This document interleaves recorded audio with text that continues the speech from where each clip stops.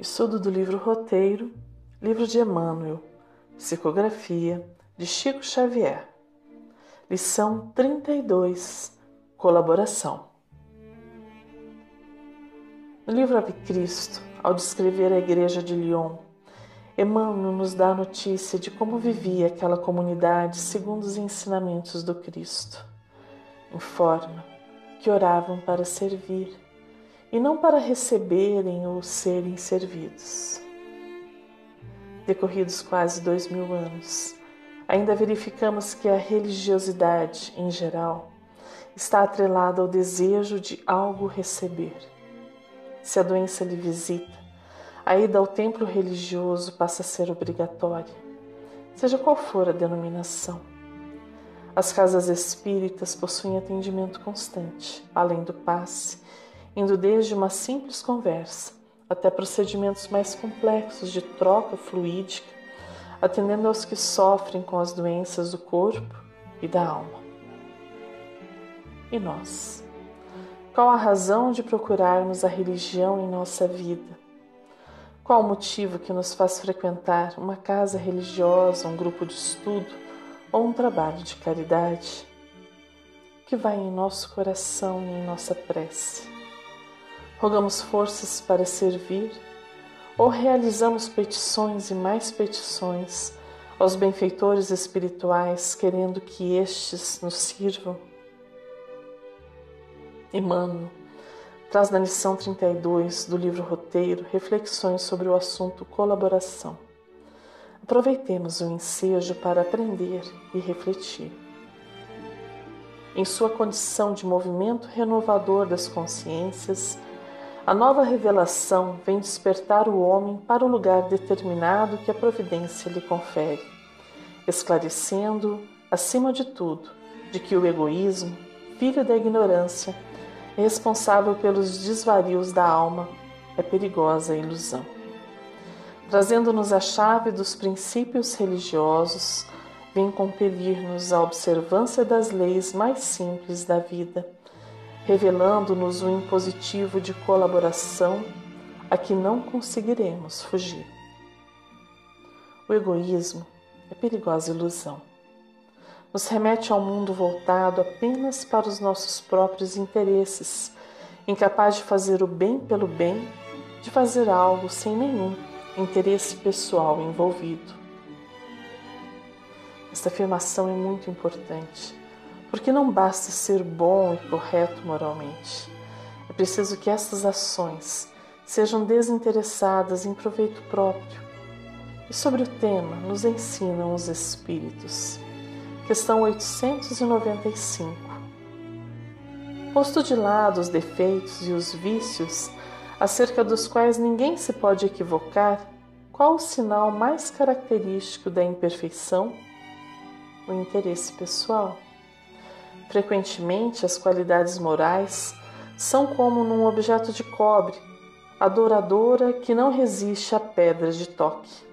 Pode um homem possuir qualidades reais, que levem o mundo a considerá-lo um homem de bem.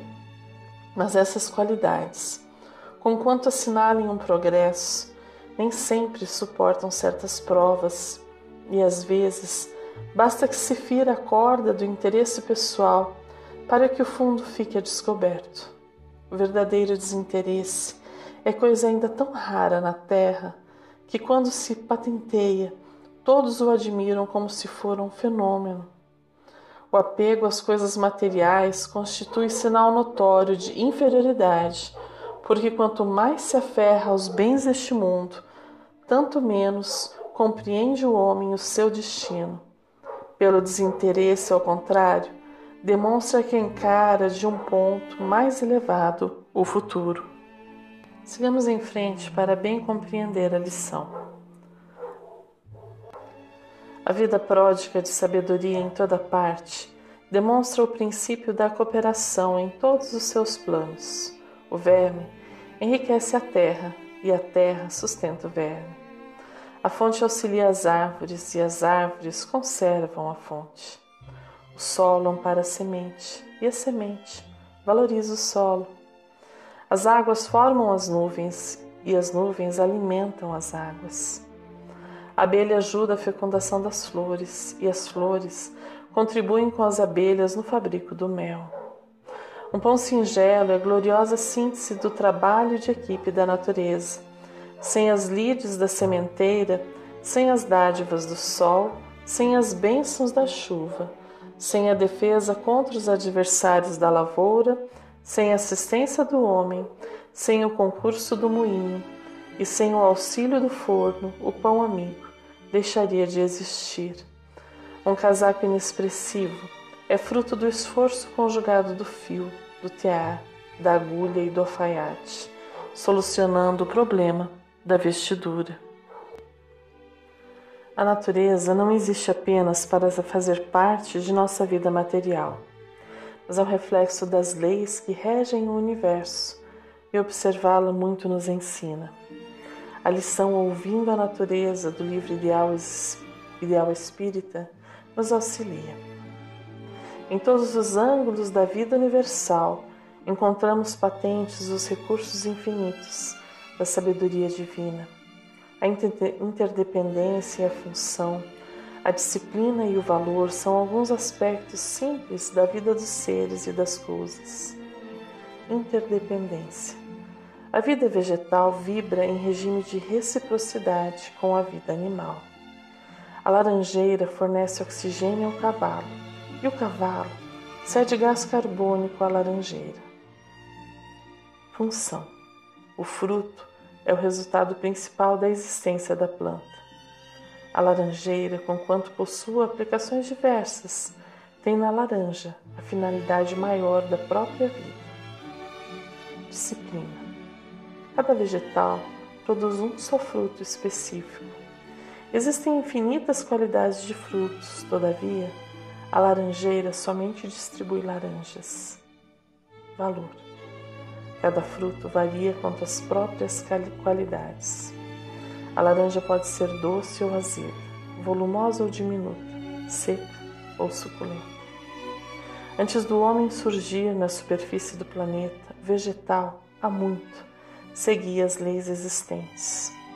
Como usufrutuários do universo, saibamos assim que toda ação humana, contrária à natureza, constitui caminho a sofrimento. Retiremos dos cenários naturais as lições indispensáveis à nossa vida. Somos interdependentes. Não viveremos em paz sem construir a paz dos outros. Temos funções específicas.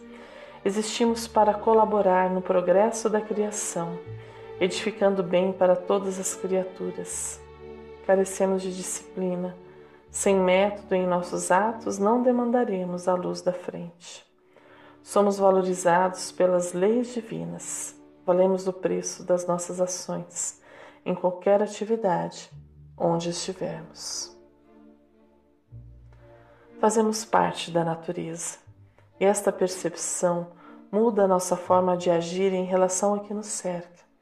Eis que, possuidores de inteligência, além do instinto, percebemos que nosso agir para agregar ou destruir. Sentindo-se partícipe, o homem percebe-se subordinado às leis que regem o universo e encontra em seu agir, pensar e sentir as formas de interagir com o mundo ao seu redor. Não se trata apenas de um querer. Desde a criação, Deus nos deu o papel de gestores, co-criadores, e tudo o que nos acontece é aprendizado para trilharmos este caminho evolutivo, a fim de conquistarmos a humanidade em sua integralidade, tornando-nos o que fomos criados para ser.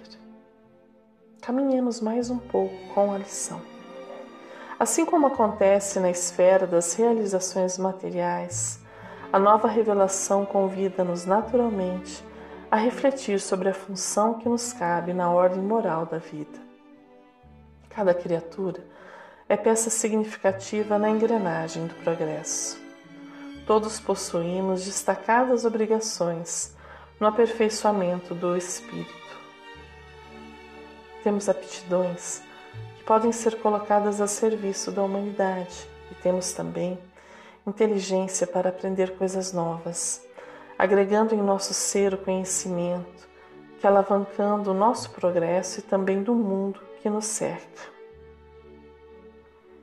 Somos peças de uma engrenagem complexa. Isso significa que não somos todos iguais, nem mesmo estamos aptos para todas as funções. Nesta vida, nosso corpo irá potencializar as aptidões que nosso espírito já adquiriu e precisamos aprender a observar e compreender quem somos para bem servir. Não existem assim moldes aos quais devemos nos adequar. Somos únicos, com qualidades e equívocos, também únicos. Deixamos assim de olhar para o que o outro está realizando, para buscar em nosso íntimo o que nós podemos realizar, em nós e para a construção de um mundo melhor. Qual a vontade de Deus para a nossa vida? Quais as virtudes que possuo e que podem auxiliar o mundo a ser um lugar melhor? Percebo-me como colaborador na construção de um mundo melhor ou ainda transito nos sentimentos egoísticos que ainda habitam em tantos corações? Não se trata apenas de trabalhar ou fazer o bem. Trata-se de algo mais profundo que nos remete à fala inicial: servir. E a melhor forma de servir é o trabalho. Caminhemos mais um pouco com Emmanuel. Alma sem trabalho digno é sombra de inércia no concerto da harmonia geral. Cérebros e corações, mãos e pés, em disponibilidade, palavras ocas e pensamentos estanques, constituem congelamento deplorável do serviço da evolução. A vida é a força divina que marcha para adiante. O bem mais precioso nos tempos atuais é o tempo, a todos dado igualmente, mas por poucos aproveitado. Tempo, como o estamos usando? Humberto de Campos nos diz: o trabalho entre as margens do amor e da reta consciência é a estrada de luz que te conduzirá ao paraíso, a fim de que a terra se transforme no divino espelho da glória de Deus. Pedimos ao Pai Celestial, quando oramos o Pai Nosso: venha a nós o vosso reino, pois é justamente o que estamos fazendo neste exato momento, se estivermos usando bem o nosso tempo. Estamos construindo o reino de Deus na terra, ou como diz Humberto de Campos, estamos trabalhando para que a terra se transforme no divino espelho da glória de Deus. Deus não vos pede que vivais em austeridade e privações. Não pede que vos cobrais com o cilício, quer apenas que vivais conforme a caridade e o coração. Ele não quer mortificações que destroem o corpo, quer que cada um se aqueça ao seu sol. E se fez raios mais frios que outros, foi para dar a compreender a todos quanto é forte e poderoso. Não vos cobrais com cilício, não fustigueis vossa carne aos golpes da disciplina. Para trabalhar na vinha é preciso ser robusto e poderoso. O homem deve ter o vigor que Deus lhe deu. Ele não criou a humanidade para a transformar em raça bastarda e macilenta. Ele a fez como um manifesto de sua glória e de seu poder. Texto da Revista Espírita de 1862, A Vinha do Senhor. Usemos bem o dia com proveito, nas simples tarefas e também nas mais complexas, tudo realizando com préstimo, amor e bondade, sem esperar aplausos ou reconhecimento, apenas a satisfação íntima de estarmos trilhando o caminho do bem. Ouçamos as lições finais que Emmanuel nos traz. Obstruir-lhe a passagem, desequilibrar-lhe os movimentos, menoscabar-lhe os dons e olvidar-lhe o valor, é criar aflição e sofrimento que se voltarão agora ou mais tarde contra nós mesmos. Recatem-se, portanto, aqueles que julgam encontrar na mensagem do além o elixir do êxtase preguiçoso e improdutivo. O mundo espiritual não abriria suas portas para consagrar a ociosidade. As almas que regressam do túmulo indicam a cada companheiro da terra a importância da existência na carne, acordando-lhe na consciência não só a responsabilidade de viver, mas também a noção do serviço incessante do bem como norma de felicidade imperecível. Sofremos e nos sentimos aflitos quando saímos deste caminho, porque aquele que está a serviço do bem, mesmo em meio à tempestade, confia e segue em frente, reconhecendo na dificuldade a escola divina que ensina a todo instante. E para bem compreender que tipo de aflição, socorremos-nos do próprio Emmanuel no texto Aflição e Tranquilidade. Bem-aventurados os que choram, disse-nos o Senhor. Contudo, é importante lembrar que se existe aflição gerando tranquilidade, há muita tranquilidade gerando aflição. No limiar do berço pede a alma dificuldades e chagas, amargores e cicatrizes. Entretanto, recapitulando de novo as próprias experiências no plano físico, torna a concha obscura do egoísmo e da vaidade, enquistando-se na mentira e na delinquência. Aprendiz recusando a lição ou doente abominando o remédio. Em quase todas as circunstâncias, o homem persegue a fuga que lhe adiará indefinidamente as realizações planejadas. É por isso que na escola da luta vulgar vemos tantas criaturas em trincheiras de ouro, cavando abismos de insânia e flagelação, nas quais se despenham além do campo material, e tantas inteligências primorosas, engodadas na auréola fugaz do poder humano, erguendo para si próprias masmorras de pranto e envelhecimento, que as esperam inflexíveis, transposto o limite traçado na morte. E ainda por essa razão que vemos tantos lares, fugindo à bênção do trabalho e do sacrifício, a feição de oásis sedutores de imaginária alegria para se converterem amanhã em cubículos de desespero e desilusão, aprisionando os descuidados companheiros que os povoam em teias de loucura e desequilíbrio na vida espiritual. Valorize a aflição de hoje, aprendendo com ela a crescer para o bem, que nos burila para a união com Deus, porque o Mestre que te propões a escutar e seguir, ao invés de facilidades no imediatismo da terra, preferiu para ensinar-nos a verdadeira ascensão, a humildade da manjedoura, o imposto constante do serviço aos necessitados, a incompreensão dos contemporâneos, a indiferença dos corações mais queridos e o supremo testemunho do amor em plena cruz da morte.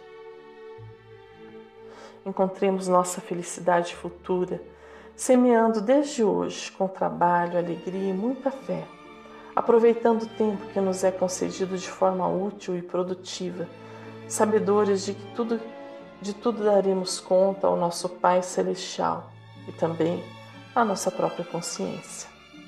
Sejamos colaboradores do Cristo e com o Cristo, construindo o reino dos céus na terra, a começar dentro de nós. Um fraterno abraço e até o próximo estudo.